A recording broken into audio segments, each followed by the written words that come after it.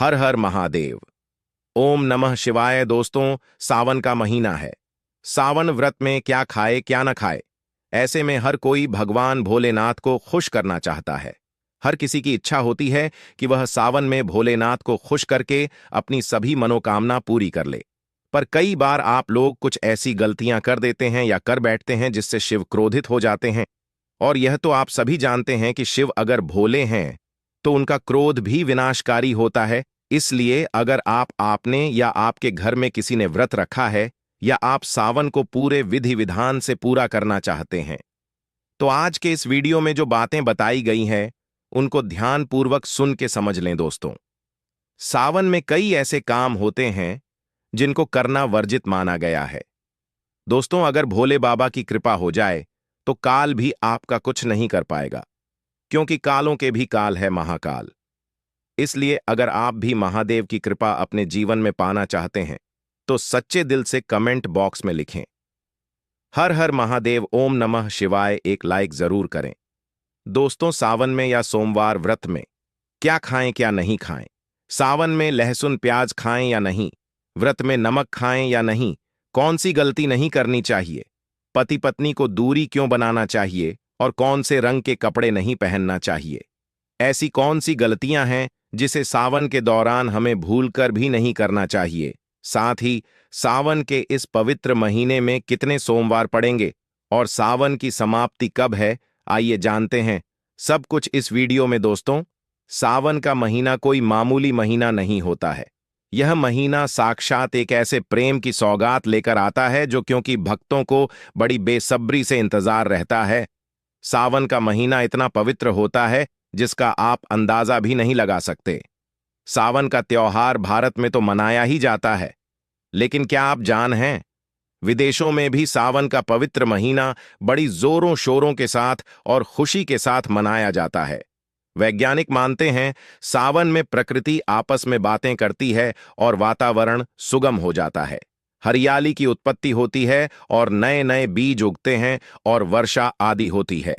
इस मौसम में हरियाली साक्षात महादेव का स्वागत करती है और महादेव से बातें करती। आपको बता दें, शास्त्रों में सावन सोमवार का व्रत जो भी महिला या पुरुष करते हैं तो वह व्यक्ति भगवान भोलेनाथ का सर्वाधिक प्रिय हो जाता है।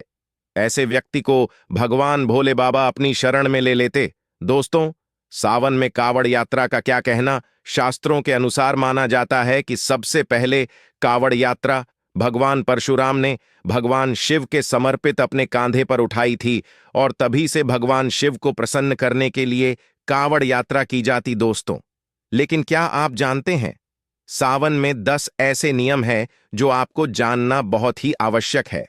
अगर इन नियमों का पालन अगर आप अपने जीवन में नहीं करते हैं तो आपको भगवान शिव के क्रोध का सामना करना पड़ सकता है। आपका पूरा परिवार गरीबी, निर्धनता और बर्बादी का सामना कर सकता है। चलिए पहले जानते सावन के इस पवित्र महीने में कितने सोमवार पड़ेंगे और आपको कितने व्रत रखने हैं। दोस्तों, इस साल सावन का महीना 22 जुलाई 2024 सोमवार से शुरू हो रहा है। इसका समापन 19 अगस्त 2024 सोमवार को होगा। साल 2024 में सावन की शुरुआत और समाप्ति दोनों ही सोमवार से हो रही, जिससे इसका महत्व दोगुना हो गया है। इस बार सावन 2024 में 5 सोमवार और 4 मंगलागौरी व्रत आएंगे। दोस्तों, पहला सावन सोमवार का व्रत 22 जुलाई को रखा जाएगा, दूसरे सोमवार का व्रत 29 जुलाई को रखा जाएगा, तीसरे सावन सोमवार का व्रत 5 अगस्त को रखा जाएगा, चौथा सावन सोमवार का व्रत 12 अगस्त को रखा जाएगा और 5वां सोमवार का व्रत 19 अगस्त 2024 को रखा जाएगा। दोस्तों, भगवान भोलेनाथ आपके घर में स्थायी रूप से वास करने वाले हैं, तो ऐसे में दिल खोलकर भगवान शिव की उपासना और भक्ति में लग जाए। दोस्तों, यह शुभ संयोग 19 सालों के बाद बना है। सावन का पहला सोमवार 22 जुलाई को पड़ेगा। इस दिन आप व्रत अवश्य रखें। भगवान भोलेनाथ आपकी सभी मनोकामनाएं अवश्य पूर्ण करेंगे। सावन की समाप्ति होगी 19 अगस्त को होगी। दोस्तों, अब जान लेते हैं सावन सोमवार के व्रत में क्या खाना चाहिए और क्या नहीं खाना चाहिए। अगर आपने सावन सोमवार का व्रत रखा है तो आप इस दिन सात्विक भोजन ही करें। यह निर्जला व्रत नहीं होता, इसलिए इस व्रत में सेंधा नमक से बनी चीजें खा सकते हैं। अगर आपने फल खाने पर संकल्प लिया है तो नमक भूलकर भी ना खाएं। आप फल वगैरह ही खाएं और कुछ मत खाना। व्रत में बाहर का गन्ने का जूस मत पीना, उसमें नमक पड़ा होता है।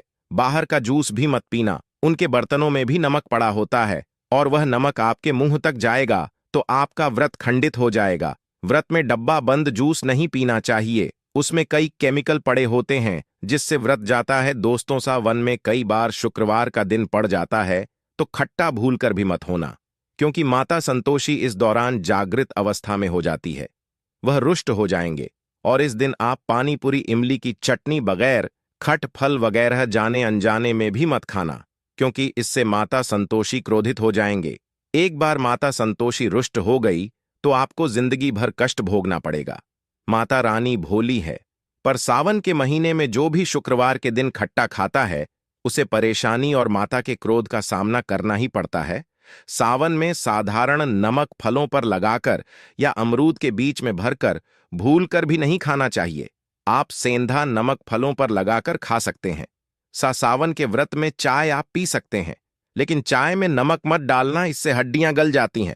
सावन के व्रत में दूध नहीं पीना चाहिए, इससे भगवान शिव क्रोधित हो जाते हैं। सावन में हल्दी मिलाकर दूध पीने से भयंकर श्राप लगता है।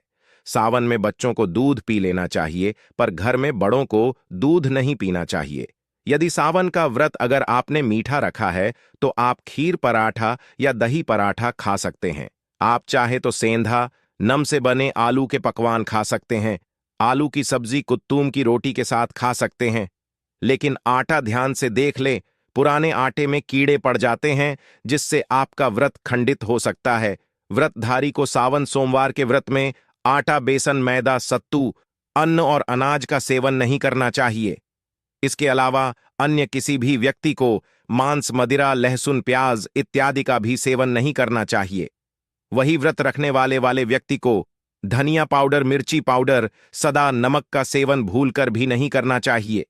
सावन में चाहे आपका व्रत हो या ना हो, किसी भी व्यक्ति को कड़ी पकड़ा नहीं खाना चाहिए। और वही पत्तेदार सब्जियां, पालक, मेथी, लाल भाजी, बथुआ, पत्ता गोभी जैसी सब्जियां या साग सब्जियां भूलकर भी नहीं खाना चाहिए।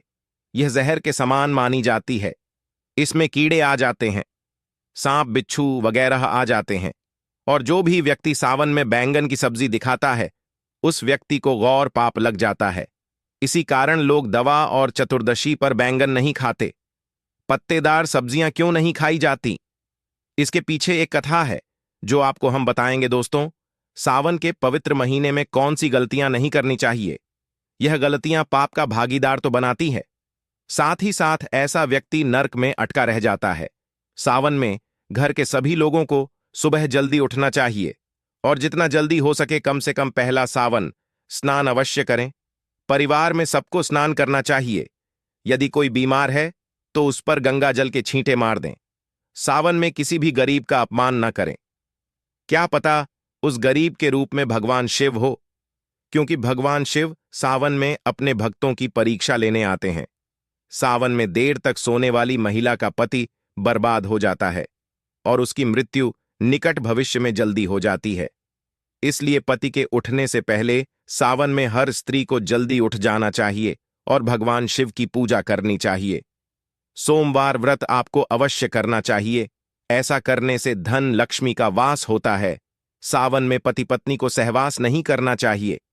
अगर आपने व्रत रखा है या आपकी पत्नी ने व्रत रखा है तो आप दूरी बनाकर रखें, क्योंकि इस दौरान भगवान शिव की शरण में होता है। ऐसा व्यक्ति सावन में घनघोर काले वस्त्र पहनकर मंदिर में नहीं जाना चाहिए। चाहे तो आप घर में काले वस्त्र पहन सकते हैं, लेकिन मंदिर में भूल कर भी मत जाना और ना ही व्रत में काले वस्त्र पहनना चाहिए। वैसे तो सावन में लहसुन प्याज नहीं खाना चाहिए, पर यदि आपका व्रत है तो उस दिन पूरे परिवार को लहसुन प्याज से परहेज करना चाहिए। सावन के महीने में घर में गंदगी नहीं होना चाहिए, इससे प्रकृति नाराज हो जाती है। सावन में आपके घर का जो मंदिर है उसमें माचिस के खाली पड़े डिब्बा या माचिस नहीं रखना चाहिए। सावन में घर में किसी भी व्यक्ति को गाली नहीं देना चाहिए, चुगली आदि नहीं करना चाहिए, पत्नी को अपशब्द नहीं कहना चाहिए और ना ही पति को अपशब्द कहना चाहिए। इससे भगवान शिव आपको श्राप दे देते हैं। सावन में जो भी व्यक्ति दूध में हल्दी डालकर पीता है उसके ऊपर महाकाल का क्रोध बरसता है। सावन में बाल, नाखून आदि नहीं काटना चाहिए, यह आपको पहले कर लेना चाहिए। कोई ज्यादा समस्या हो तो आप ऐसा कर सकते हैं, पर शिव जी से क्षमा अवश्य मांग। सावन में शरीर पर तेल नहीं लगाना चाहिए। यदि आपका व्रत है तो आप शरीर पर तेल ना लगाएं। माता पिता का सम्मान करना चाहिए, क्योंकि मां माता पार्वती और पिता भगवान शिव को माना जाता है, इसलिए माता पिता में इन दोनों का वास होता है। माता पिता का आदर करने से भगवान शिव और मां पार्वती प्रसन्न होती। सावन में देवी देवता से जुड़ी कोई भी चीज कभी किसी को मत देना, नहीं तो भगवान शिव आपके घर से सदैव के लिए चले जाएंगे। दोस्तों, अब जानते हैं सावन के इस पवित्र महीने में शिवलिंग पर कौन कौन सी चीजें नहीं चढ़ाना चाहिए जिससे आपको पाप न लगे। शिव पुराण के अनुसार शिव भक्तों को कभी भी भगवान शिव को तुलसी, हल्दी और सिंदूर सहित यह 6 वस्तु नहीं चढ़ाना चाहिए।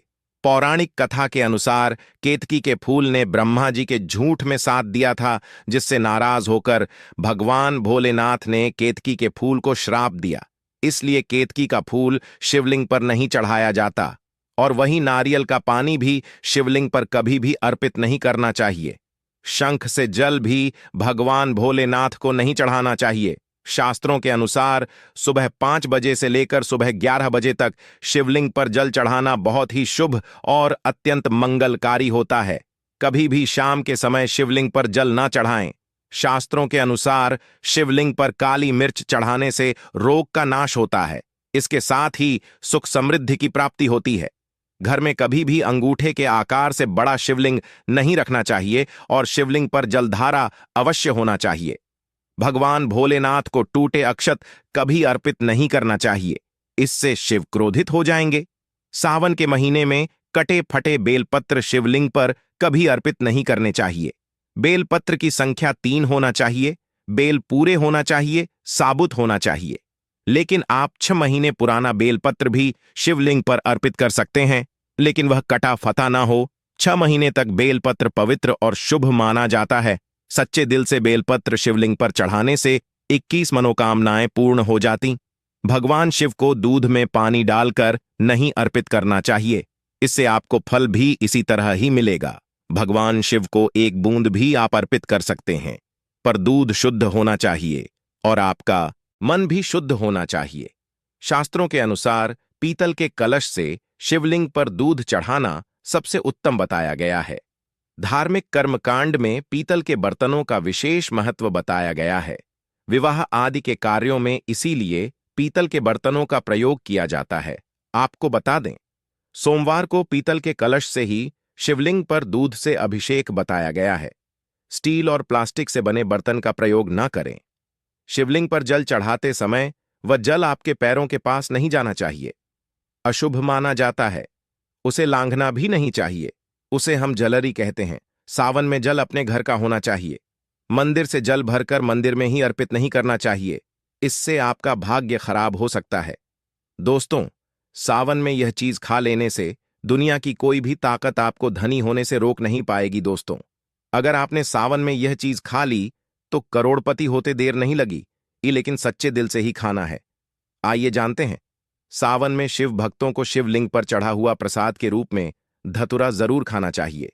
इसे आपको ज्यादा नहीं खाना है, बस अपनी जुबान पर हल्का सा टच करना है। ज्यादा खाएंगे तो आप बीमार पड़ जाएंगे, इसलिए बस टच कर लें।